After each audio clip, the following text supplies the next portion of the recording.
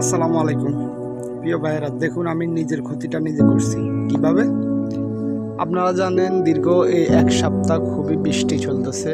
তো এই বৃষ্টির ভিতরে আসলে আমার এই গাছগুলোতে সার দেওয়া খুব জরুরি ছিল, কারণ গাছের সময় অনুযায়ী সার দেওয়ার দরকার ছিল, কিন্তু বৃষ্টির ভিতরে আমি সারটা ব্যবহার করা উচিত হয় নাই। হয়তো একটু দেরি হতো, তবুও আমার জন্য ভালো হতো। আমি যদি বৃষ্টির ভিতরে সারটা ব্যবহার না করতাম তাহলে অনেক ভালো হতো। দেখুন আমি এই বৃষ্টির ভিতরে সাথে সাথে সার দিচ্ছি, সাথে সাথে আমি এই রাউন্ড মারি দিছি। এই যে রাউন্ড মাটিটা দিছি সাথে সাথে। তো আমার কিন্তু এই মাটির নিচে হচ্ছে আপনার সার আছে। আমি যদি আপনাদেরকে দেখাই সারগুলো, যদি দেখাই,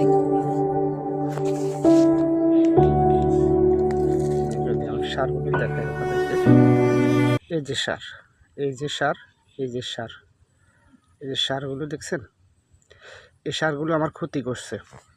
যেমন আপনি যে কোনো ফসলে সার দেওয়ার পরে রাউন্ড মাটি দিতে হলে 8 ঘন্টা অপেক্ষা করতে হবে, কারণ সারের একটা জাস আছে এই জাসটা চলে যাওয়ার জন্য। কিন্তু সাথে সাথে দিলে যেটা হয়, সাথে সাথে দিলেই আপনি এই সারগুলো ডাইরেক্ট এফেক্ট করে একটা তল পচা লাগে। তল পচা লাগার কারণে দেখেন গাছগুলো কি হয়। এই যে আমার গাছগুলো দেখছেন কি হয়েছে, এই যে আমার গাছগুলো মরে যাইতেছে।